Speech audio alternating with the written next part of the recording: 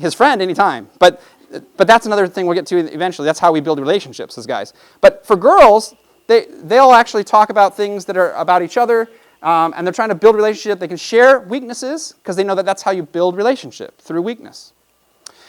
They also, it seems like, a lot more time, they're much more upset if they get interrupted. Because to interrupt a girl is to say, I don't really care what you have to say. So they let the other side finish entirely. And they also don't mind talking about things they have no idea about. So whereas the guy refuses to do that, the ladies will talk about relationships and just be guessing. I mean, they'll talk about, I don't know, Angelina Jolie and Brad Pitt's marriage, and they have no data whatsoever, but off they go. So they're much more comfortable with ambiguity. Yeah, some of you have been on that conversation. So, all right. It turns out that a lot of our differences are biological. They're biochemical. So they're structure of the brain, and as well as the patterns of the way brains fire, as well as the chemicals that are in the brain.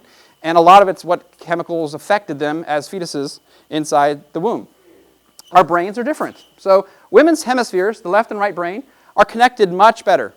The corpus callosum that ties the two left and right together fires 50% faster in women brains. So women are much more thinking about their whole brain experience, and guys are not. This gives them, by the way, superior multitasking ability. However, just so you know, studies suggest that only 10 to 12% of the total population actually can multitask, and most of those are women. And those who think they're multitasking are actually simply ignoring one thing while listening to something else and switching back and forth. But they're not truly getting benefit of both. In any case, the women brain's much better. The man brain is much better at focus. Matter of fact, he can be so focused, he doesn't know you're talking to him. And he gets so focused that it's a problem to switch subjects. So I can be watching television, and a commercial comes on, and I could care less about the commercial. But if you make me switch from watching TV to talking to you, that takes energy.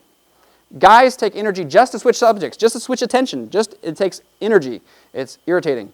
And we're much more focused on something, and we can't multitask. My wife could be on the phone, could be cooking, and still talking to my daughter at the same time.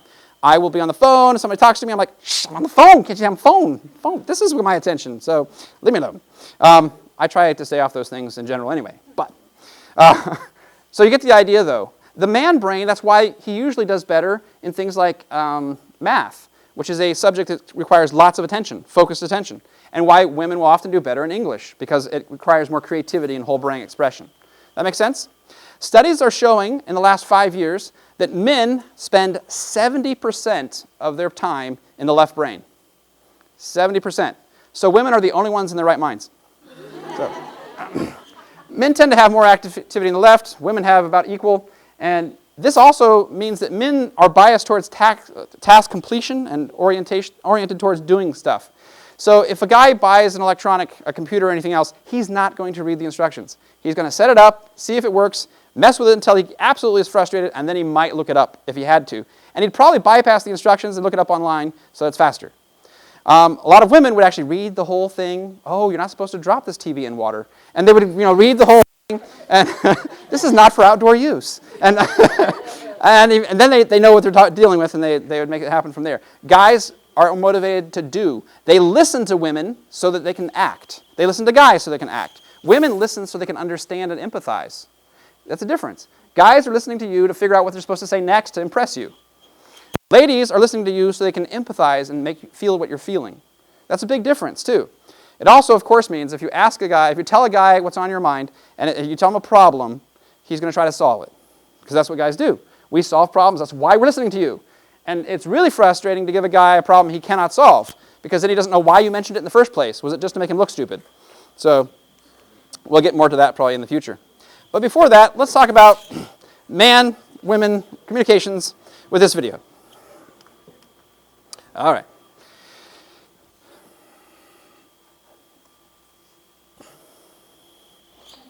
There's all this pressure, and sometimes it feels like it's right up on me, and I can just feel it, like literally feel it in my head, and it's relentless, and I don't know if it's going to stop. I mean, that's the thing that scares me most, that I don't know if it's ever going to stop.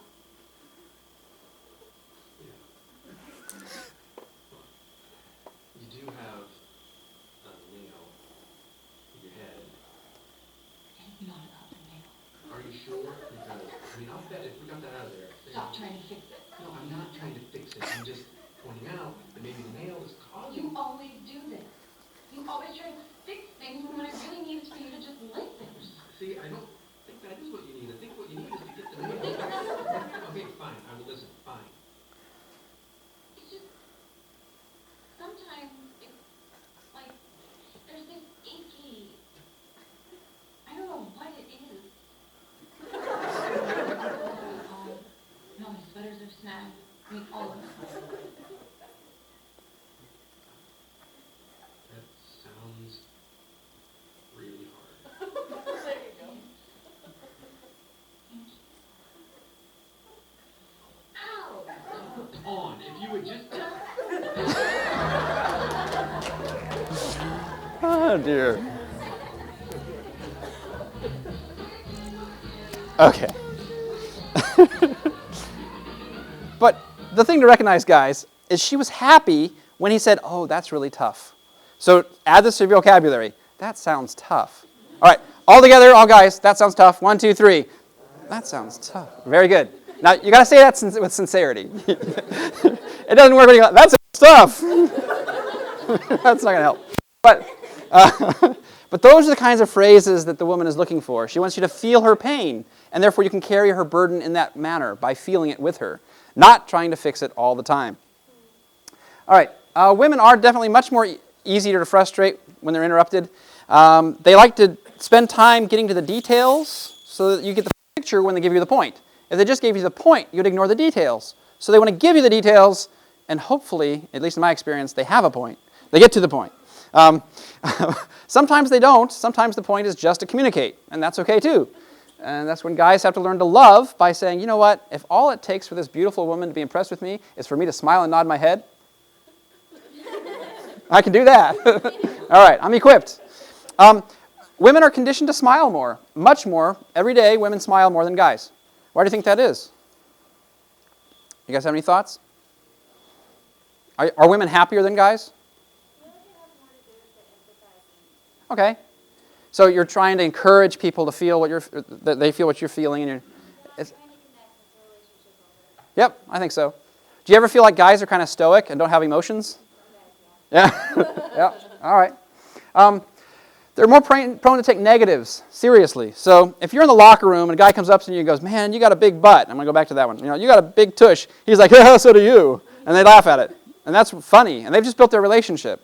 Matter of fact, they used to say that guys couldn't communicate or build relationships because they would be quiet. And you put two women together and they're going yada, yada, yada, yada, yada for an hour. And then like, wow, that's relationship building. You get two guys together and they go hiking and they come back. And they said like 5 words. But they then did studies afterwards, and they said, well, guys just don't know how to build relationships. But they went through and actually gave them studies and said, do you feel like you're more connected now? And guys had just as much of an increase in connectivity without the verbals. Just doing stuff with a guy connects with a guy. Speaking is pretty much essential if you're dealing with a girl. So that's interesting. In any case, if you did this to a woman, right, in the women's locker room, you got a big tush. At 2 in the morning, do I? You know, I don't know. But so guys, don't put them down like you did your locker partner and stuff. Matter of fact, this is what I call natural birth control. There's a few things God has given us to keep the sexes away from each other. One was pimples, right? And that one was very effective for a few years there. And after you've overcome that, those who are less mature, those guys, will tease a woman rather than please a woman. They will tease and pick on and things like that. That's their way of trying to relate and socialize. Because it works with other guys, they figure it'll work with girls. It doesn't. It drives them away. It means the guy is not mature enough yet for that relationship. So, all right. Women ask 3 times more questions in mixed company. This, of course, goes into Tannen's data because if you're asking questions, you're admitting ignorance. Guys wouldn't want to do that, so guys aren't going to ask very many questions. And this kind of goes into our common laughing about how guys won't ask for directions or things like that, that they think they're always in control and they certainly don't want you to know when they're not. All right, let's talk about those men. They will come to the point much more quickly. They get impatient if they have to search for the point. It's pointless. They want you to tell them what you're supposed to tell them. A guy will often tell a lady, can you just get to the point, or I don't understand. I remember one of the worst things I did as a newly married man. I was a few minutes late getting to church to preach to our college career group, and my wife had a story to relate to me on my way out the door. And I didn't have time. And I could tell there was not going to be a point for a while. So I thought a polite way would just be, I said, honey, could you please just give me the Cliff Notes? This is not suggested good communication. So for the only time in our marriage, she actually went to the bathroom and locked herself in and started crying or something. And I'm like, oh, what have I done? I don't know. So anyway, but I had to call the church, be a little bit late. And anyway, it turns out that not listening to a woman is basically saying, I don't care about you. It's saying what you have to express doesn't impact me enough. So guys, spend the time, communicate, and listen to them. All right. Men are guilty often of talking at women instead of to them. In other words, we're trying to impress them with our credentials or whatever, and we're talking in their general direction, but we're not really making a connection at all, and we're not sharing anything inside of us.